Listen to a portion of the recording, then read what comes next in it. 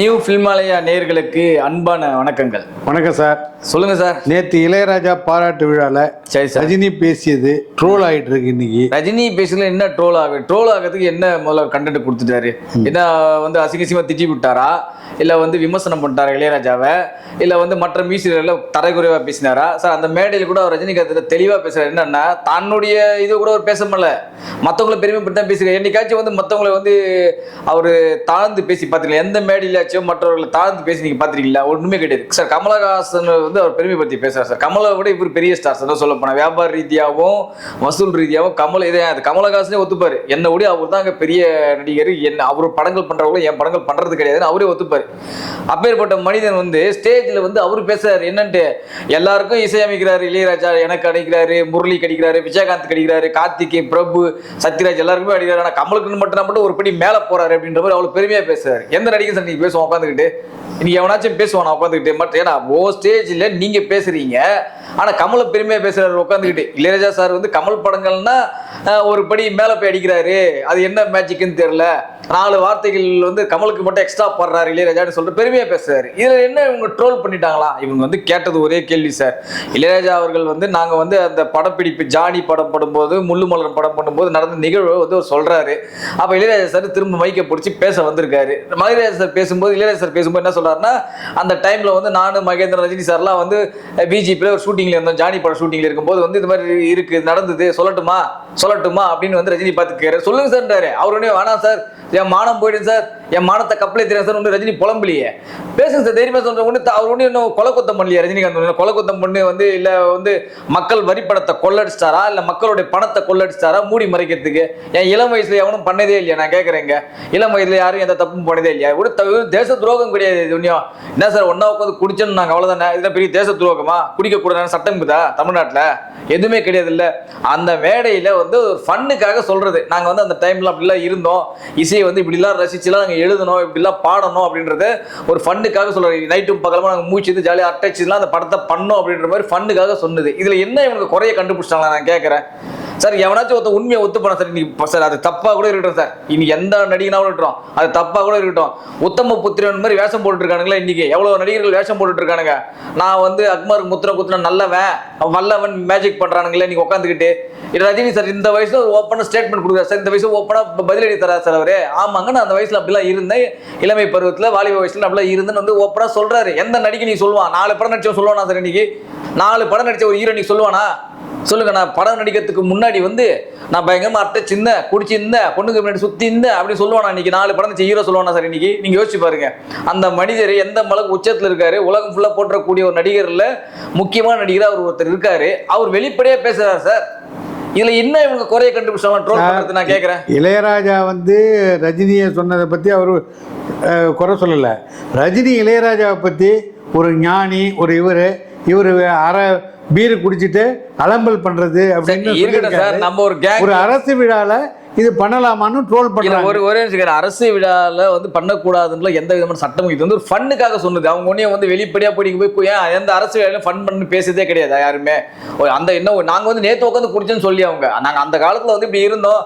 இளையராஜாவுக்கு ஒரு அரை பீரை குடிச்சு ஒரு அவர் பண்ண லூட்டிகள் இருக்கே ஒரு ஃபன்னுக்காக சொல்றாங்க சார். இப்போ ஒரு விழான்னும் போது சில ஃபன்னும் வரும், சில காரசாரமான விவாதங்களும் வரும், எல்லாமே நடக்கும் சார். ஒரு விழான்னும் போது நீங்க 100% இதுதாங்க விழான்றதுல எங்கேயுமே நடந்து சரித்துமே கிடையாது.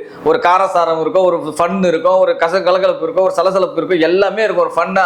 அதான் ஒரு விழான்றது. அரசு விழா எடுக்கும்போது ஏன் அதை பத்தி பேசினாங்கன்னு கேட்கறாங்களே.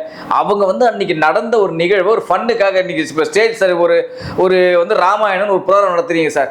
ராமாயணம் புராணம் நடத்தும் போது ஆரம்பிச்சிலிருந்து ராமன், சீதை, லக்ஷ்மண் இந்த கதையே நீ போயிட்டு பார்க்குற ஆடியன்ஸுக்கு போர் அடிச்சிடும். ஏன்னா அவங்க நடுவில் என்ன பண்ணுவாங்க, ஒரு ஃபன்னுக்காக சில விஷயங்கள் சொருகி விடுவாங்க.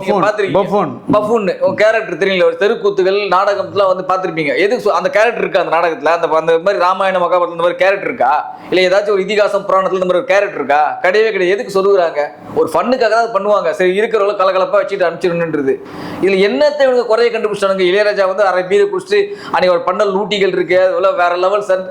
அவர் வந்து ஒரு ஃபண்டுக்காக நாங்களாம் அவ்வளவு நெருக்கமா இருந்தோம்னு சொல்றாரு. இன்னும் அது கூட புரியல. இந்த வயசு வரைக்கும் அவன் நெருக்கமா இருக்காங்க. எவன் நீ இண்டஸ்ட்ரியில விட்டுறியா? சாதாரண யாரும் இந்த அளவுக்கு ஃப்ரெண்ட்ஷிப்ல இருக்காங்கன்னு சொல்லுங்க சார். 75-80 வயசு வரைக்கும் அவங்க ஃப்ரெண்ட்ஷிப் அவ்வளவு மெயின்டைன் பண்றாங்களே.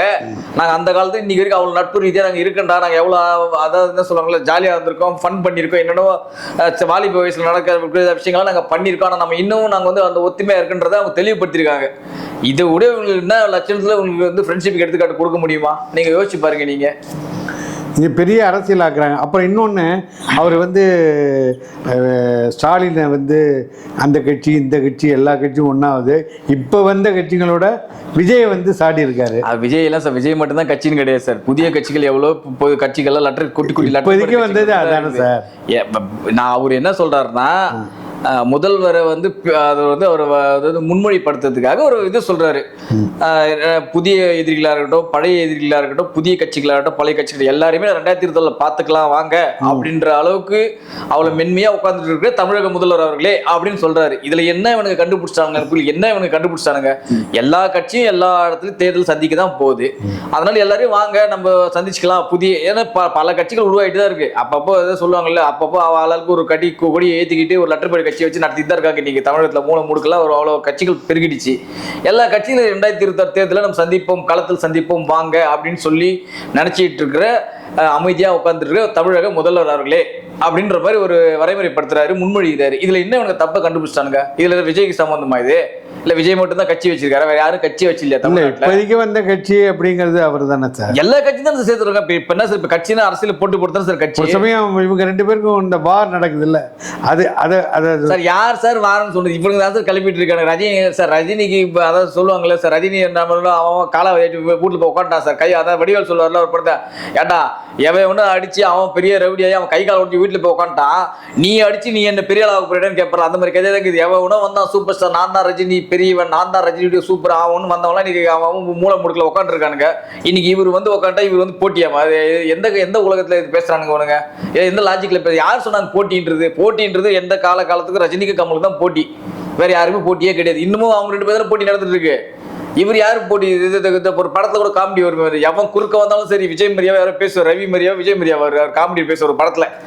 எவன் குறுக்க வந்தாலும் சரி, அவன் இது குறுக்க இந்த கௌஷிக் வந்தாலும் சிங்கம்புலியான வருவார்ல, அந்த மாதிரி குறுக்க வந்து உட்காந்து பூந்துக்கிட்டு இவரு தான் வந்து போட்டி நடந்துட்டு யார் இதெல்லாம் மீடியாக்கள் கட்டமைக்கிறது என்ன? இப்ப ரஜினி கூட 30 படம் மோதிட்டாரு அவரு. நான் கேட்கறேன், ரஜினி கூட 30 படத்தை ஒன்னா விட்டு ரிலீஸ் பண்ணி ஜெயிச்சிருக்காரு அவரு. எத்தனை முறை மோதி இருக்கு? ரஜினி படமா விஜய் படமோ? எங்க சொல்லுங்க அந்த அறிவிஜய் அந்த பேசுறவங்க அந்த தற்கொலைகளுங்க, அந்த தற்கொலை ஒன்னு கேட்கறேன். ரஜினி கூட நீங்க எத்தனை முறை படத்தை மோதி விட்டுருக்கீங்க நீங்க சொல்லுங்க சார். ஒரு குதிரை ரேஸ்னா 1ஆம் நம்பர் குதிரை, 2ஆம் நம்பர் குதிரை, 27ஆம் நம்பர் குதிரை, 4ஆம் நம்பர் குதிரைன்ட்டு வந்து ஓடிக்கிட்டு இருக்கும். 27ஆம் நம்பர் குதிரை ஜெயிச்சுட்டே இருக்கும் எப்பவுமே. நீ 27ஆம் நம்பர் குதிரையை நீ போட்டு நீ ஜெயிச்சாதான் நீ பெரிய ஆளு. நீ போட்டி போட்ட நீ ஜெயிச்சும் சொல்ல முடியும். காலியா இருக்கிற கிரவுண்ட்ல நீ மட்டும் ஓட்டு வந்து நான் பத்தியா அவருக்கே இன்னும் டஃப் கொடுப்பேன்னு சொன்னா என்ன அர்த்தம்? அது யாராச்சும் ஒத்துப்பாங்களா? இதை ஒன்னு ரஜினி கூட மோதி இருக்கணும். ஒரு 30 முறையோ 20 முறை வராங்க, அட்லீஸ்ட் 10 முறையாச்சும் மோதி இருக்கணும். 10 முறை மோதி ஓம் படம் ஜெயிச்சிருக்கணும். ஜெயிச்சிருக்கா? எத்தனை முறை மோதி வந்த ஒரு படமும் அடி வாங்கிட்டு சொல்லுவாங்கல்ல, தெரு ஓரத்தை கூட வர விடாம தடுத்தாங்க அந்த படத்தை, ஓடிப்படும் மரியாதை அப்படின்னாங்க. ஞாபகம் இருக்கு அவங்களுக்கு? கட் அவுட் வைக்கிறதுக்கு கெஞ்சினாங்க வந்து குரோம்பட்டி வெற்றி தேட்டர்ல. சந்திரமுகி சச்சின் நடந்து போய் ஓனரை போய் கேளுங்க சொல்லுவார் அவர் கதையே சொல்லுவார். சார் பேனர் வைக்கிறதுக்கு கூட இடம் கொடுக்கல சார், இவங்களெல்லாம் கெஞ்சி கூத்தாடி வச்சாங்க சார் இன்னைக்கு பேனரை, சச்சின் பேனர்ன்ட்டு. இவங்களாம் வந்து போட்டியாமா? அவங்களாம் அறிவு இருக்குமா இருக்காதா கொஞ்சமாச்சு உங்களுக்கு? சரி, இப்போ விஜய் ரசிகர்களே எங்கள் மாநாடு இன்னைக்கு ஆரம்பிக்கிறதுனால வேணும்னே ரஜினியை வச்சு பேச வச்சிருக்காங்க.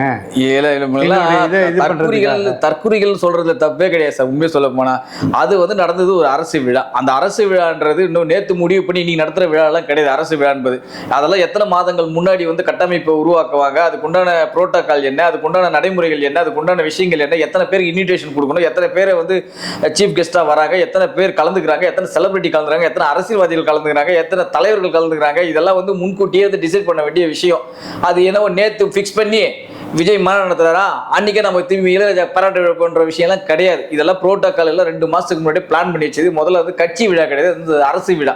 திமுக கட்சி விழா நடத்துறதா தான் இவருக்கு சொல்றதுல ஓரளவுக்காச்சும் ஏத்துக்கலாம். அது வந்து ஒரு அரசு விழா, அதுவும் அரசியல் சம்பந்தப்பட்ட விழாவும் கிடையாது. அது வந்து ஒரு இசையமைப்பாளரை கௌரவப்படுத்துற விழா.